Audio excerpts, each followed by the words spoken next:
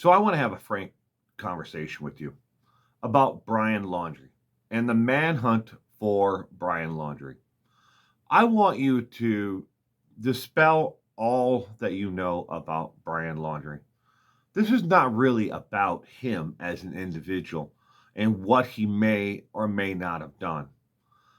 But I want you to think about the disparity of the resources, the money that is currently being spent to hunt down Brian Laundrie.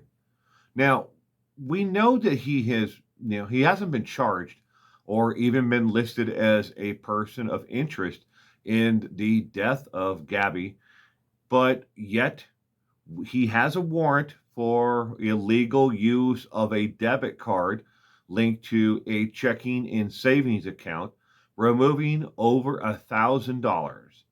Now, that's all he's been charged with at this point. There is no murder charges pending. There is no, he hasn't been listed by the federal government as a person of interest in the case. He hasn't been listed by any of the states, Utah, Florida, nowhere that they stopped as a person of interest in the death of Gabby.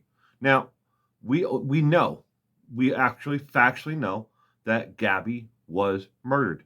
The method, according to Dr. Blue, the coroner with the state of Utah, has determined that the type and cause of death was strangulation. Manual strangulation was the cause of death for Gabby. But again, Brian isn't listed as a person of interest. He doesn't have any warrants for his arrest for murder. But let's take a look at the actual cost to the taxpayers and what we have spent so far in hunting down Brian. And then at the end, I have a very important question for you to consider that I would love to hear from you in the comment section about. So, the cost.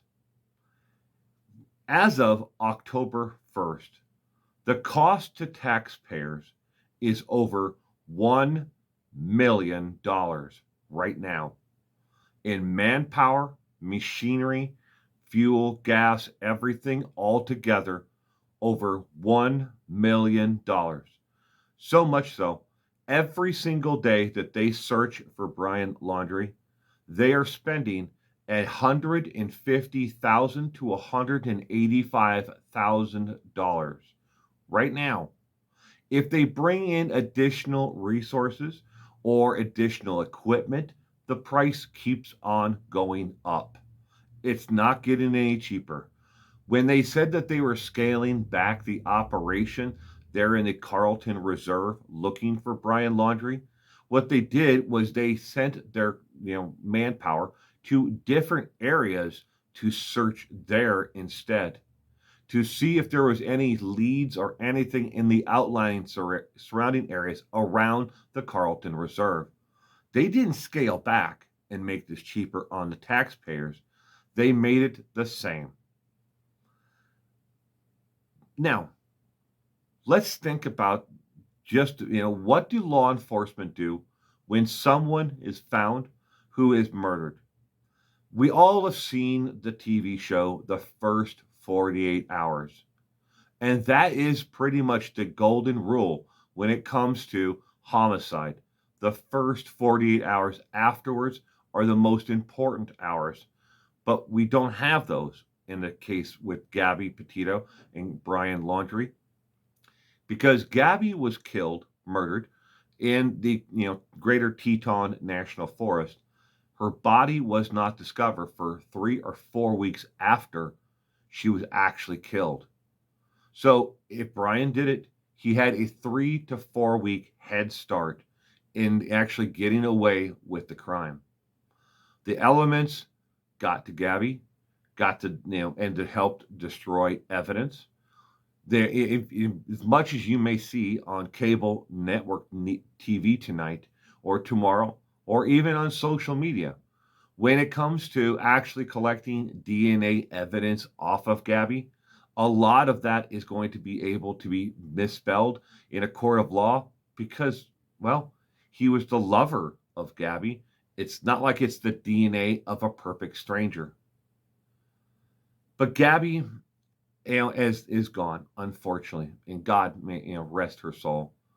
In a nationwide manhunt, when it comes to finding an individual who is wanted for murder, who has murder charges against them, they normally, they ramp up their searches for the first 36 to 48 hours for the individual, and then they start to scale it back.